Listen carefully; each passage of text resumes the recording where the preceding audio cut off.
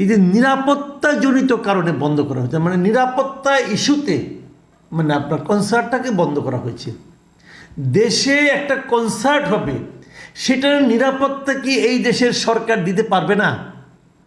কেন বাদ্যযন্ত্র বাজাতে দিবেন না আপনি? কেন আপনি হিজড়াকে ঢুকতে দেবেন? হিজড়ারা কি মানুষ না? যে তোমরা এটা করলে পরে কিন্তু আইন শৃঙ্খলা ঝামেলা, খুব সহজ তো আইন শৃঙ্খলা ঝামেলা করা। একটা ঢেল মেরে দিল, একটা পটকা ফুটিয়ে দিল, হলো। আমাদের দেশের সাংস্কৃতিক কর্মকাণ্ড এখন আসলে কোন দিকে যাচ্ছে? অথবা মত প্রকাশের স্বাধীনতা, এই সরকার শুরু থেকেই বলে আসছিল কিন্তু যে মত প্রকাশের স্বাধীনতা অবাধ চলবে। মত প্রকাশের স্বাধীনতা কি মানে কেবল পত্রপত্রিকা অথবা সাংবাদিকদের কথা বলতে পারা? আমি একটা চিন্তা করি, আমার চিন্তাটা হয়তো প্রথাগত চিন্তার বাইরে।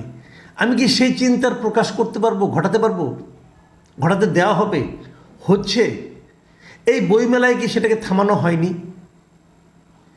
এবং সেটা থামানো হয়েছে, এবং এই থামানোর পর এ ধরনের ঘটনা ঘটা উচিত নয়, এই কথা প্রধান উপদেষ্টা স্বয়ং বলেছেন বিবৃতি দিয়ে।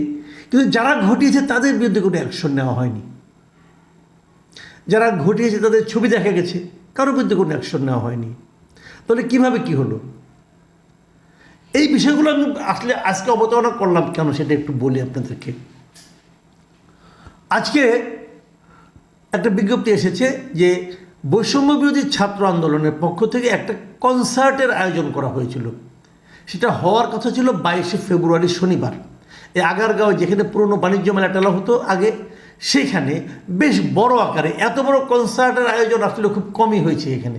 সেই কনসার্টে ধরেন আপনার জেমস থাকতেন, তবে চিরকুট, আর্ট সেল, সোনার Bangla circus, Bengal Symphony, Bangla five, তবে ক্রিপ্টিক ফেট, কুড়ে ঘর, কাকতাল, এমনকি ফারজানা ওয়াহিদ, সায়ন সহ অনেকে থাকতেন। মানে মোটামুটি দেশের মানে পরিচিত এবং মানে জনপ্রিয় শিল্পীদের সবাই থাকতেন সেখানে। সেই জিনিসটাকে হঠাৎ করে আজকে বিজ্ঞপ্তি দিয়ে বন্ধ করে দেওয়া হয়েছে। কেন বন্ধ করা হয়েছে?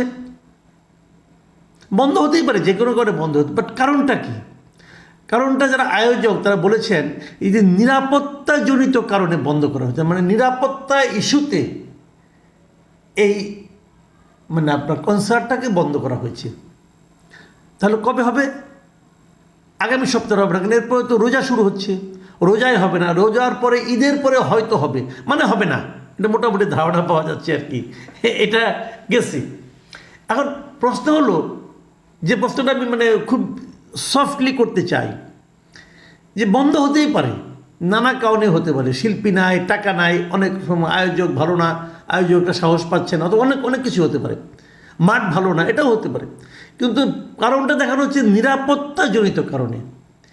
দেশে একটা কনসার্ট হবে, সেটার নিরাপত্তা কি এই দেশের সরকার দিতে পারবে না? এই দেশের সরকার যদি একটা কনসার্টের নিরাপত্তা দিতে না পারে, তাহলে এরা করবেটা কি? এই কথাটা আপনি আমাকে বোঝান। নাকি কনসার্ট করাটা উচিত না? নাকি কনসার্ট করাটাতে কোনো না কোনো একটা গোষ্ঠী দুঃখিত হচ্ছে, আপত্তি জানিয়েছে, যে গোষ্ঠীটাকে সবাই ভয় পায়, সেটা কি হতে পারে? কিন্তু আমি জানি না, বাট আপনারা ভাবুন একবার।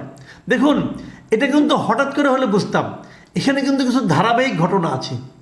আপনারা দেখেছেন কয়েকদিন আগে ঝিনাইদহে হরিণাকুণ্ড উপজেলার সরাতলা গ্রামে একটা ঘটনা ঘটেছিল। তারা একটা স্ট্যাম্পের মধ্যে নোটিশ টাঙিয়ে দিয়েছিল যে ওই গ্রামে কেউ বাদ্যযন্ত্র বাজাতে পারবে না, ওই গ্রামে কোনো হিজড়া ঢুকতে পারবে না, ওই গ্রামে কোনো হকার ঢুকতে পারবে না। কেন পারবে না? কেন বাদ্যযন্ত্র বাজাতে দিবেন না আপনি? কেন আপনি হিজড়াকে ঢুকতে দেবেন? হিজড়ারা কি মানুষ না? হকাররা কি মানুষ না? তারা ওই গ্রামে ঢুকতে পারবে না কেন? এরা কি চোর? এরা কি অপরাধী? তা ঢুকতে দিবেন না কেন আপনি? মানে এই যে নিজের হাতে আইন তুলে নেওয়ার যে প্রবণতাটা, আমি মনে করেছি আমি একজন পাওয়ারফুল লোক, অথবা আমি এখানের মধ্যে একটা ধর্মকে ঢুকাই নিয়ে আসলাম যে বাদ্যযন্ত্র বাজানো যাবে না, অতএব এটা নিয়ে কেউ কোনো প্রতিবাদ করতে পারবে না। এটা নিয়ে লেখালেখি হয়েছে, হইচই হয়েছে, পরে অবশ্যই নোটিশ তুলে ফেলা হয়েছে। কিন্তু নোটিশ তুলে ফেললেও সেখানে কি এরা কেউ যাওয়ার সাহস পাবে? আরেকটা ঘটনা বলি, এটা খুব আগের না, মাত্র একদিন আগের ঘটনা। বরিশাল বিশ্ববিদ্যালয়ের সাংস্কৃতিক সংগঠন একটা ছিল চারুকলা সংসদ, এরা একটা কনসার্টের আয়োজন করেছিল তাদের ক্যাম্পাসে। মঙ্গলবার রাতে মানে 19শে ফেব্রুয়ারি রাতে সে কনসার্টটা শুরু হয়। এক পর্যায়ে ভাঙচুর শুরু হয় সেখানে, এবং সেই আর্টিস্ট যারা গিয়েছিল, ব্যান্ড কৃষ্ণপক্ষ নামে একটা ব্যান্ড গিয়েছিল, তারা সেখান থেকে প্রাণ বাঁচাতে প্রাণ ভয়ে জঙ্গলে যেয়ে লুকিয়েছিল শেষ দিকে। তো কেমন হচ্ছে আমাদের সাংস্কৃতিক কর্মকাণ্ড? এটাকে আপনারা কিসের সঙ্গে তুলনা করবেন? দেশটা আসলে কোন দিকে যাচ্ছে? আমাদের সমস্ত সাংস্কৃতিক কর্মকাণ্ড সবকে হারিয়ে যাবে। গান বাজতে চলবে না, গান বাজতে নিষিদ্ধ করে দেবেন আপনি। বই লিখতে দিবেন না কাউকে, অমুকের বই পছন্দ হয় না, সাবজেক্ট পছন্দ হয় না, অতএব এটা করা যাবে না।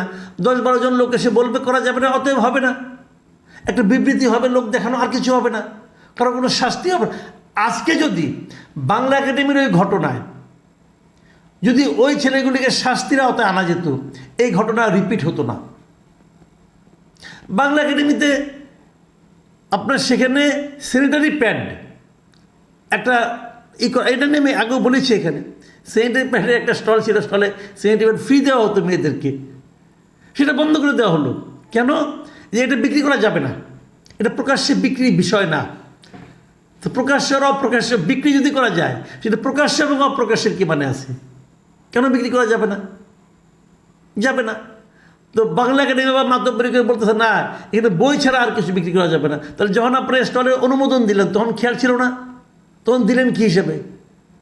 তো এগুলো দেশে চলছে। কখন চলে এগুলো? যখন নাকি বিচারহীনতা এবং মবের যে একটা আপনার বাহাদুরি, মবের যে একটা গুরুত্ব যখন বেড়ে যায় সোসাইটিতে, তখনই এগুলি ঘটতে থাকে। 10-12 জন লোক মিলে সিদ্ধান্ত নেয় এটা হবে না, এটা করতে দেওয়া যাবে না, অতএব হবে না। আপনি প্রতিবাদ করতে যাবেন, আপনাকে বলবে তুমি স্বৈরাচারের দোসর। তো এই বিষয়গুলো চলতে দেওয়া আমি মনে করি ঠিক না। আমি আশা করব সরকার এই সমস্ত বিষয়ে সতর্ক হবেন, কারণ আপনি যদি এখন সতর্ক না হন, বিষয়গুলো কিন্তু ক্রমে আপনার নিয়ন্ত্রণের বাইরে চলে যাবে। এবং বাইরে চলে যাওয়া বড় নমুনা একটা, যে বৈষম্য বিরোধী ছাত্র আন্দোলন যা নাকি আন্দোলনটা করেছিল, তাদেরও নিয়ন্ত্রণের মধ্যে নাই। তারা কিন্তু কনসার্টটা করতে পারছে না। তারা তো পাওয়ারফুল মনে করি তাদেরকে আমরা, তারা বন্ধ একটা কনসার্ট করতে পারছে না আইন শৃঙ্খলার ভয়ে। তার মানে কি তাদেরকে কেউ না কেউ হুমকি দিয়েছে যে তোমরা এটা করলে পরে কিন্তু আইন শৃঙ্খলা ঝামেলা। খুব সহজ তো আইন শৃঙ্খলা ঝামেলা করা, একটা ঢেল মেরে দিল, একটা পটকা ফুটিয়ে দিল, হলো। যারা পটকা ফুটাতে যায়, ঢেল মারতে যায়, তাদের তো কোনো ভয় নাই, কারণ তারা জানে তাদেরকে কোনো রকম শাস্তির সম্মুখীন হতে হবে না।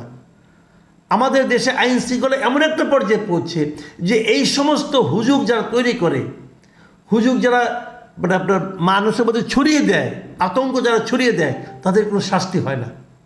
অন্তত পক্ষে গত 6 মাসে তো হতে দেখিনি। এটা কি চলতে থাকবে? এই প্রশ্ন রইল।